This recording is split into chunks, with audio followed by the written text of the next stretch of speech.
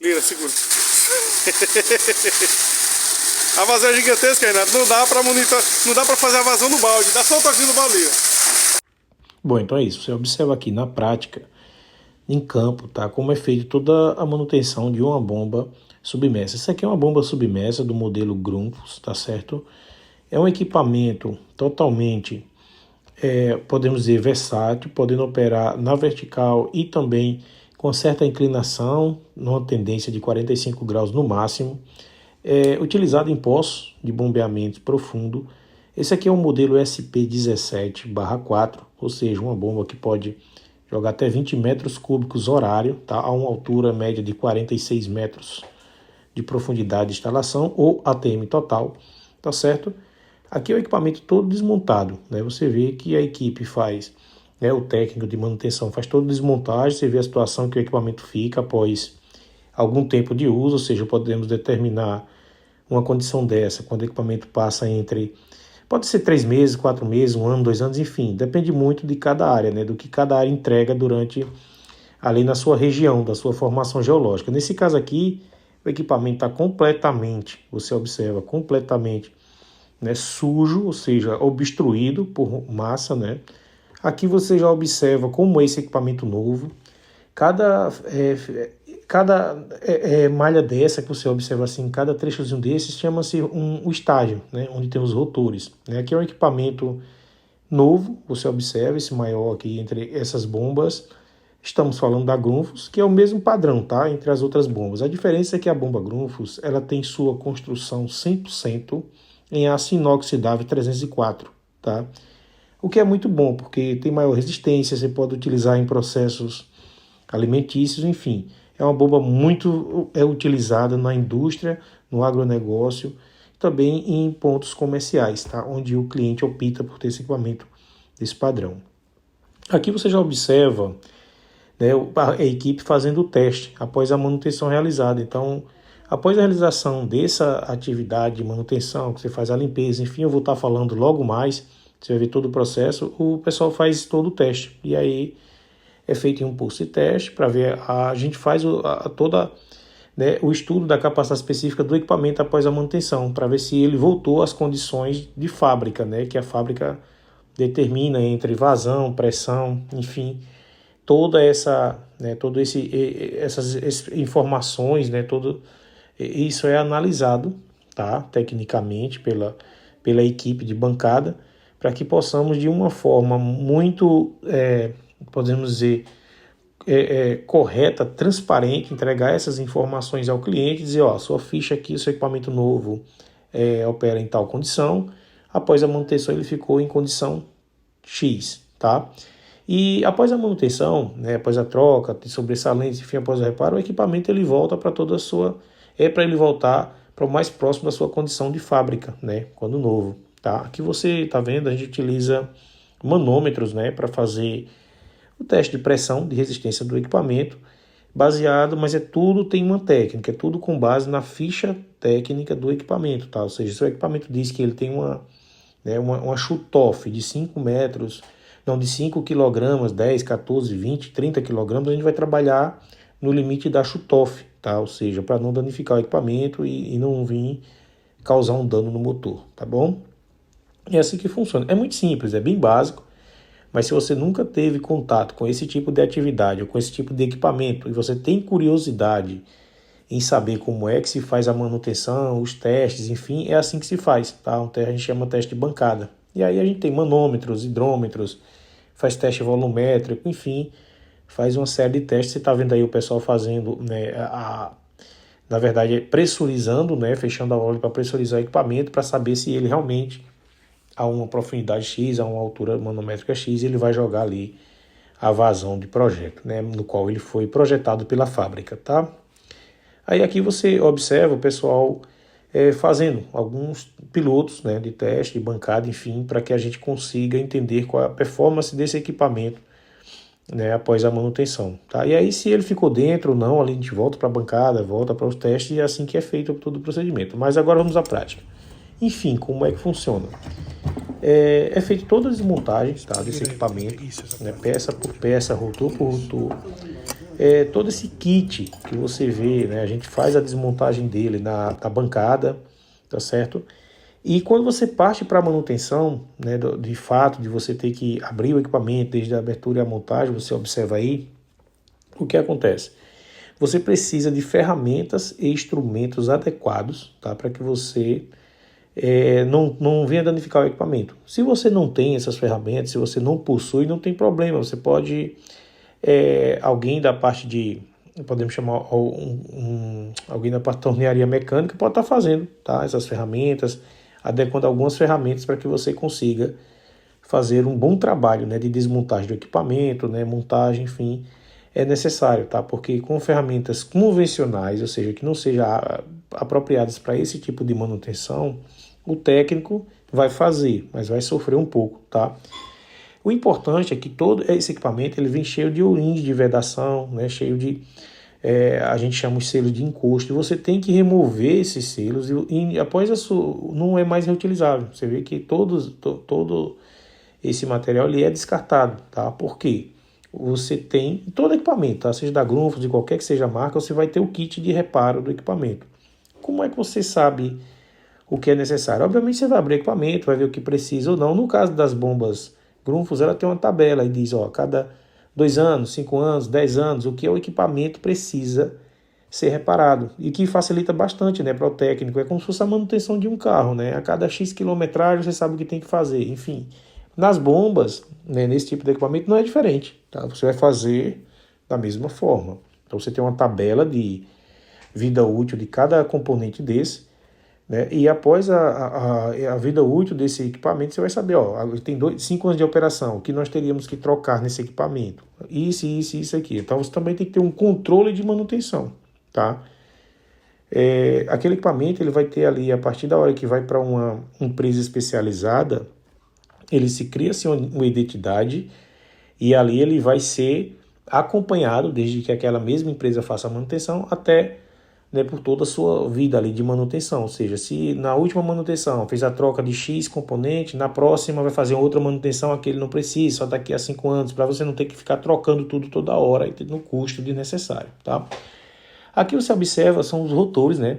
Parte dos rotores, eles têm que ser lubrificados, tá? Lembrando que existe uma graxa especial, né, para esse tipo de lubrificação, né, desses equipamentos. Você tem que ter realmente cuidado com o que você vai aplicar. Imagine se essa bomba for para processos alimentícios. Tem que ser uma graxa especial que possa ser utilizada em processo alimentício, ou seja, de uso, né, para que você não venha contaminar a água, tá bom? As prensas, os equipamentos, enfim, tudo isso é necessário, tá? Mas se você não tem, isso não tem problema, sempre se dá um jeito, né? Mas assim, o importante é você saber que aquela etapa tem que ser feita com tal equipamento e com tal componente e que você vai desenvolver um método, caso você não tenha, o ideal é você ter, caso você não tenha, você vai desenvolver um método ou uma técnica no qual você possa estar sendo mais aproximado do que deveria ser feito, tá? Não estou dizendo que você tem que armengar e fazer de qualquer jeito, enfim, mas é importante. Se você não tem, entenda como é que isso deveria ser feito e faça uma adaptação padrão, tá? Aqui você vê todos os componentes bem ajustados, né? E vamos partir para manutenção agora da parte de montagem, né? Imagina que você já trocou os reparos, já fez a limpeza, você já fez, né, todo esse procedimento, todo esse processo, aí você agora vai fazer a montagem do equipamento, tá? Geralmente, quando você faz a desmontagem desse tipo de equipamento, o técnico ele faz um controle, né, você vê que é mais uma ferramenta, só cortando mais uma ferramenta, tá, para fazer essa montagem. Então, assim, nada que um torneiro mecânico não possa fazer, tá? Lembrando que essa bomba ela é toda de aço inox 304, tá certo? Então vamos lá. E mesmo que você não tenha todas as ferramentas, você tem que fazer uma adequação padrão, né? Então o torneiro mecânico vai fazer isso de forma bem adequada, você explicando direitinho para ele ou apresentando esse modelo, né, esse vídeo, tá bom? Mas aí você me perguntar, beleza, e para cada bomba eu vou ter um modelo de ferramenta? Olha só, uma ferramenta padronizada, por exemplo, uma prensa você vai usar em qualquer modelo de bomba, entendeu? Então algumas ferramentas são específicas, outras são genéricas, tá? Você pode usar em qualquer modelo de bomba, enfim, porque sempre é bem parecido, né? Inclusive se você só usar bomba Grundfos, então aí é que é mais fácil ainda, tá bom? Mas a regra É bem claro e bem simples. Tá? Aqui você está vendo como é que é feito o encaixe né, de um dos selos, de uma dos orninhos de vedação, né? Tem que ser novo, tá? Vem do kit de reparo, e aí você faz todo o encosto. Então, esses rotores, eles devem ser encaixados, você tem que colocar o ourinho de vedação, os ourinhos de encostos, né, os selos, assim, você não pode esquecer, aí você vai vendo como vai ficando, né, a montagem desse equipamento, todo o processo. Você vê aí como é bem colocado, tá vendo? Não pode ficar ali o desnível para você não sofrer problema no encaixe, porque isso causa custo. Se você, olha aí ó, como fica a montagem, tá? De uma ordem, então cada espaçador desse é chamado estágio. Então você pode ter de 4, 5, 10, 15, 20, enfim, esses estágios determinam a vazão do equipamento, tá? Aqui onde você observa, aqui agora fechamento, aqui é o crivo, nessa parte superior, onde tem ali uma tela, tá certo? E é importante sempre você ter o manual do equipamento ali, as especificações, você sempre está dando uma conferida para ver se você está fazendo o trabalho de forma correta, né? Por mais que tenhamos experiência, nada custa você conferir o manual da fábrica, né? Quanto à montagem do equipamento, tá? E você tem noção também ali dos encostos, né? A quantidade o aperto ali, você tem um torquímetro importante em alguns casos, tá bom? Então aqui você está vendo aqui já é a montagem do equipamento do bombeador, tá? Desse bombeador agora ele vai ser montado no motor, né? Fazer o acoplamento dele no motor após todo o fechamento. Mas você vê que aqui você tem o crivo ali, tá? E você faz a montagem desse equipamento, né? Primeiro você monta ali, após fazer a manutenção, nesse caso aqui do bombeador, que é motor e bombeador, aí você vai fazer toda a montagem do equipamento, agora, né, prender ele junto ao motor, tá? O motor pode passar por manutenção? Sim, pode passar, mas aí essa manutenção do motor, você vai pegar o motor, ver se está em fase, se está em massa, enfim, você vai fazer todas as conferências desse motor, tá certo? E ver se ele estiver dentro da condição, né, de operação, que não traga, né, risco de operacional, enfim, você vai fazer o laudo ali, emitir o laudo, né, e aí vai fazer a reutilização desse motor, né, no caso da manutenção do equipamento. O motor também tem que ser verificado na manutenção, tá? Não é só o bombeador, porque o motor também tem seus problemas. Imagina um equipamento que operou, né, durante muito tempo obstruído, então o motor teve mais esforço, enfim, né, para fazer ali, lançar esse trabalho sob pressão por maior tempo e pode ter sofrido algum dano, tá? E é importante demais você como técnico, né, ou que esteja aí agora assistindo esse vídeo, ou como uma pessoa que esteja querendo aprender uma área nova, ficar atento a essas observações. Se dispor de um megômetro é importante para você fazer a conferência do motor, né, medir continuidade, enfim, uma série de fatores da parte elétrica é importante você estar atento, inclusive a ficha do equipamento. Só um detalhe, que no motor e no bombeador vem toda a especificação técnica do mesmo, tá? E é bom você ficar atento. E você observa aqui que o técnico ele não fica com nenhuma dessas ferramentas, nenhum desses O-ring, desse selo de vedação. Ele descarta tudo porque no kit de reparo, você pede um kit de reparo para o modelo X, SP17/4, vai vir o kit padrão já para você fazer toda essa troca, essa manutenção, tá? Então você vê que é tudo descartado aí, ó, nada é reutilizado. Então, isso para qualquer tipo de equipamento envolvendo a categoria bomba submersa, tá?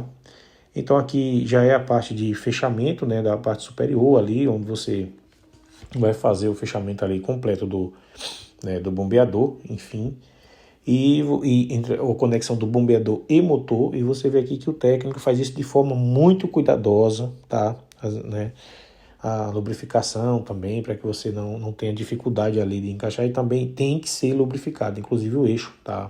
O eixo é onde você vai colocar os rotores, ele tem que estar lubrificado e bem lubrificado, para que você não sofra problemas na hora de você fazer esse encaixe dos rotores, ele travar e aí você não tem uma vazão adequada, ou seja, você pode ter grandes problemas, tá certo, nesse equipamento, caso você não tenha esse equipamento fazendo, né, o seu giro de forma adequada ali, tá?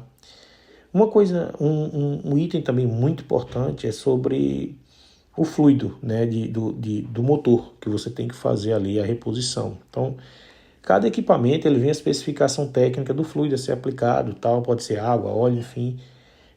Você pode ver isso com o fabricante, consultar a ficha do seu equipamento, fique muito atento que na manutenção, se você abrir o motor, enfim, você vai ter que fazer, vai ter que lubrificar esse motor, tá? Não esqueça disso, é algo muito importante que o técnico tem que estar atento. Aí, se você está gostando desse conteúdo até agora, eu peço que se inscreva no nosso canal, clica aí no sininho, aciona o sininho para que você receba conteúdos como esse, de alto padrão de qualidade, e possa estar contribuindo aí, ajudando a Prodoengia, contribuindo para que mais pessoas possam receber conteúdos desse nível, né, e estar ajudando mais pessoas, tá bom? Com a informação e sempre trazendo, levando conteúdo de qualidade. Aqui já é o fechamento, tá? Dessa bomba, onde você vê ali que tem um checklist, né, do que é feito. Então o técnico, sempre é importante que o técnico tenha essa atenção, tá bom? Aqui toda a parte, né, de verificação é feita até fazer o fechamento. Se você ainda não acompanha o nosso canal, eu peço que você se inscreva no nosso canal, tá certo? Aí aciona o sininho para você receber conteúdo de mais alto padrão de qualidade e também tá podendo ajudar mais pessoas que têm interesse, né, divulgar conteúdo de qualidade para pessoas que têm interesse, né, nesse tipo de negócio. E aí você também vai estar recebendo em tempo real aí todas as nossas notificações sobre os vídeos postados, né, sobre toda a área voltada para a área técnica, a área da engenharia, tá bom? Tamo junto, forte abraço, vamos à aula. Se você chegou até aqui, nós. De uma vez por todas, vou te ensinar aqui do zero porque você deve fazer a limpeza do seu poço tubular, tá bom?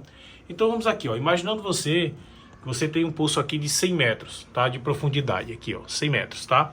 O que acontece? E esse poço, a seção filtrante, ou seja, por onde, imagina que ele é um poço tubular, ok? Por onde a água entra nele, nesse ponto aqui, tá? É a seção filtrante chamada, que seria essa região. Então essa região de 50 até 80 metros, nós teríamos o quê? 30 metros, ok? De seção filtrante, por onde a água entraria nesse poço, tá? Essa outra parte, geralmente nos poços, né, que são construídos, essa chamada parte, aqui tem todo cimentado, que a gente chama, né? Feita uma cimentação e você não tem essa água aqui superficial fazendo contato com essa água aqui da seção filtrante, tá? Porque ela é totalmente isolada, beleza? Mas vamos imaginar o que acontece, né? Porque você tem as bombas encostadas, o poço, com o tempo ele para de produzir, por quê? Aí vamos supor que você tem a bomba aqui em algum ponto, né? Então você tem aqui 20 metros, vamos imaginar, não é o correto, tá? Mas vamos imaginar que a bomba esteja nesse local aqui, tá? E com o tempo, a vazão, que era de 10 metros cúbicos, um exemplo, tá? Por hora, ela passa a cair para 1.000 litros apenas por hora. Acontece, é comum isso, tá? E aí como é que você se depara com a situação dessa? Você que é gestor, que tem um poço desse, você que é gestor de uma empresa e administra processos, né, de barreira reativa, você que administra uma seção de poço de extração e se depara com uma situação dessa. O que é que pode estar acontecendo, tá?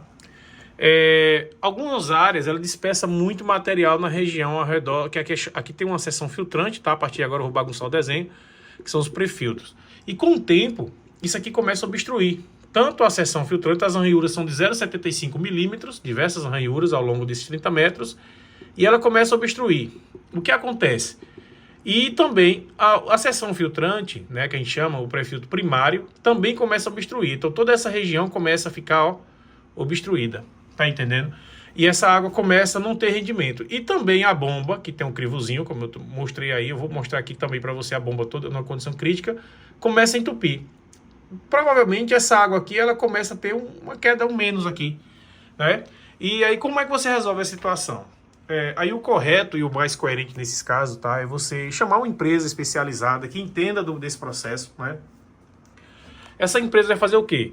Primeiramente, ela, em alguns casos, tá? Ela vai remover toda essa coluna, né? Chamada coluna edutora, e ela vai fazer a seguinte etapa, ó. A primeira coisa que ela vai fazer seria a remoção, tá? Então nós vamos fazer o quê? A remoção da bomba, ok? Segunda etapa que ela faria, uma filmagem do poço. Com certeza faria uma filmagem para conhecer, fazer uma inspeção, que é chamado, né? Fazia uma AVI disso aqui, tá? Terceira condição que ela faria seria após diagnosticar, faria uma reabilitação ao invés de uma limpeza. Por que uma reabilitação? Vou te explicar por que a reabilitação. A reabilitação ela é importante porque ela é um processo mais agressivo. Ou seja, uma limpeza você vai fazer comumente aqui, ó, só para a gente entender, você tem lá o poço, né, tá lá a seção filtrante, você vai apenas colocar o sistema de injeção aqui, sistema chamado de ar livre, é um sistemazinho com injeção de ar, com a pressão adequada para profundidade aqui, tá certo? Tem um deltazinho aqui. E essa limpeza ela é somente com a aplicação de produtos pontualmente e esse sistema soprando, né, que é o ar, chamado sistema aqui, ó, Eye Lift. É assim que é chamado, beleza? O que acontece? Às vezes, em alguns casos, somente esse procedimento não resolve. Você acaba só tirando somente o material que existe aqui, próximo, dentro do poço. E aqui externo continua, então o poço vai continuar com o mesmo problema. Que problema? Baixa vazão, a bomba entupindo rapidamente, enfim. Aí o que é que a gente recomenda? O que é que tem que ser feito, tá? Você tem que fazer um processo de reabilitação desse poço. Vou te explicar. Você vai vir aqui dentro dessa... Deixa eu tentar melhorar aqui o desenho, tá? Porque aqui tô tentando... Espero que fique claro para vocês. Então você vai vir aqui dentro de todo esse sistema aqui, supondo que esse poço está todo obstruído, né? Você vai aplicar... Você vai vir com um sistema aqui, fazendo... E aqui é toda seção filtrante, obviamente. Então você vai vir aqui com um sistema chamado os pistões, que é um sistema de ar de alta pressão. Ele vai injetando ar aqui com produtos químicos. E esses produtos eles vão fazendo na verdade, uma reação, né? Uma limpeza fora do poço, tá? Através desses pontos. Dispersando toda essa matéria. Depois desse procedimento feito, aqui é feita a limpeza do poço. Ou seja, porque esse material vai sedimentar... E a gente com o sistema de ar vai poder coletar ele, depois vai fazer um bombeamento, fazer os testes e aí você consegue trazer esse poço porque você removeu tudo isso aqui, ó, que tem ao redor. É assim que funciona. Aí você, mas Renato, e a limpeza colocando os produtos resolve? Não, porque você vai ter que injetar aqui dentro da seção filtrante para você atingir o pré-filtro primário e até uma certa camada aqui você vai ter que atingir com pressão, com ar de injeção e alta pressão. Olha como é que funciona. Você vai colocar aqui, ó, o HCl, em alguns casos, o hipoclorito de sódio, tá? Você vai colocar também o Hexa-T, né, que é chamado Hexa. O Hexa-T, que é o hexametafosfato de sódio. E outros, pode ter sim. Dependendo da área, você pode usar produtos biodegradáveis, enfim, uma série de produtos adequados para a área, tá bom? Esse é o procedimento por completo para você resolver a situação se o seu poço estiver com baixa vazão, produzindo lama, enfim. E no resultado da inspeção vai dizer se ele tiver um rompimento em algum ponto causado pela vida útil, também você vai ver na inspeção. E também tem como fazer um revestimento secundário, tá? E salvar esse poço e você não ter esse trabalhão de gastar um dinheiro gigante para fazer um novo poço ou ficar desesperado com isso, tá? Aí qualquer coisa você pode chamar aí a ProduEng. Estamos aí sempre à disposição, tá? Para poder resolver situações como essa. Um abraço, tamo junto.